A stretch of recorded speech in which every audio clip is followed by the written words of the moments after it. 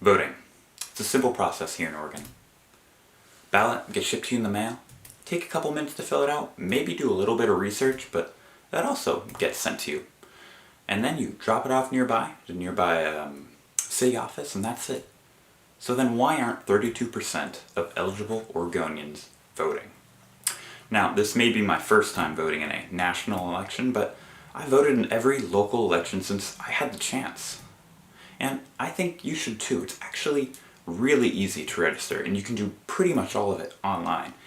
And then there's also some not so nice consequences that come with not voting. Let's face it, not enough US citizens are using their right to vote. The US Census found that 61.4% of voting age citizens actually voted in the 2016 election. Arguably, this is one of the most important types of elections, but this wasn't unique to last year. Over the last 40 years, since at least 1980, the voting turnout only peaked at 67.7% and going as low as 58%. Now, why should this even matter? In short, as much as you may want to ignore politics, as much as a pain as they may be, they do affect your lives in some way every single day. By not voting in both national and local elections, you're giving up your easiest way of having a say in all these important matters and leaving up all the big decisions to someone else. This could be on wages, taxes, healthcare, highways, the list just goes on and on. Don't you hate it when someone decides on something without asking you first? Give it a say this time. And the solution actually is quite easy if you qualify. If you're 18 and a US citizen, then all you have to do is register online. It takes a couple minutes. And once you are registered, then all you have to do is vote this November and in the elections to come. You can even register if you're 16. Vote.org actually outlines every step of the process, has all the links to go. It only takes a couple minutes to register and that's it. You're done, and you just get the ballots in the mail thereafter. Unfortunately, if you aren't a citizen and you're living in the US, then there isn't so much of an option for you, other than gaining citizenship, which is kind of a pain, very long, very hard process, and from what I've seen. But for most people, you can register to vote online. If you have a driver's license, they'll just use that number and then you'll be done there. If you don't have a driver's license or a permit, then you'll have to use your social security number, and you do most of the process online, but then there's one part of it where you actually have to send in that form through the mail. It's a little, just one extra step to do that. But the last step of the process is to actually vote. Oregon, along with a handful of other states, have mail-in voting. What that means is that you get it shipped to you, which is actually very convenient in recent times. There's no standing in line. You get the ballot to you, fill it out, and then you drop it off or send it back, and that's it. Now, for all the objections, some say, actually, a lot of people say, 15% of registered non-voting people, as reported by the Pew Research Center, which is a nonpartisan fact center, say they neglect voting as they think their vote just doesn't matter. That one vote won't change anything, or that I live in a blue state and I live in a red state. It was predetermined from the start. Why bother putting in my vote? It just won't do anything. Well, that's where you might be wrong. One vote, or a few more, maybe a few hundred more, but in the grand scheme of things, a few hundred votes isn't actually all that many, has actually been enough to change a few elections, including a presidential election from not too long ago. From an article by National Geographic, who reported on the year 2000 presidential election between Al Gore and George W. Bush, they said, well, they showed how Al Gore lost only due to Florida.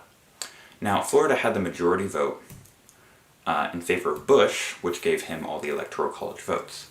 But this majority vote was so slim that they even had to do a recount, which showed that only 537 votes were in favor of Bush, which gave him those Electoral College votes. If only 538 people decided that they wanted to vote that time and voted for Al Gore, he would have been the president that year. That's only 0.009% of all the votes casted in Florida.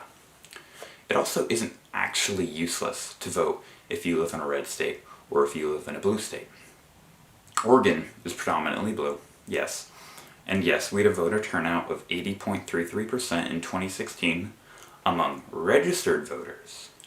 But actually, among eligible voters or possible voters, it's more like 68.3%, as reported by the local Portland newspaper, Willamette Weekly. 31.7% of people is way more than enough to turn the tides of an election and give it to maybe the opposite party. And Oregon is pretty known for actually having a pretty decent voter turnout. So this is what could happen, and you could make all the difference. If voter turnout gets raised and you're part of it, you'll have a direct impact on how things are decided. Politicians will have more reason to make people happier if races are tighter, and their position is actually more at stake with a lot more people involved. There's that saying in business that the customer always wins with more competition. This is because corporations and giant businesses, if they want your dollar, if they want you to buy their product, and keep you from going to someone else, they have to put in a little more effort in order to get your money. And politicians, they can work the same way. If races are tighter, if their position is more at stake, with more people voting, the lines will get blurred. There'll be a lot like decently equal majorities on both sides. Then they'll have to try more. They'll have to try to appease the majority. And we'll benefit from that because they actually have a reason now to do something. And we shouldn't have a minority making all the decisions for a majority, just logically. I mean, a country where your possible benefits are subsided from someone else's vote, you can negate this negative vote or a vote against something you don't like by voting yourself and possibly vote towards what the majority actually wants. So get out there, register to vote, check if you aren't sure. I mean, a quick Google search for how do I register to vote online is really all you need. Will be right on top because a lot of people actually want to know how to register. Everything's out there right online, and most of it you can do online.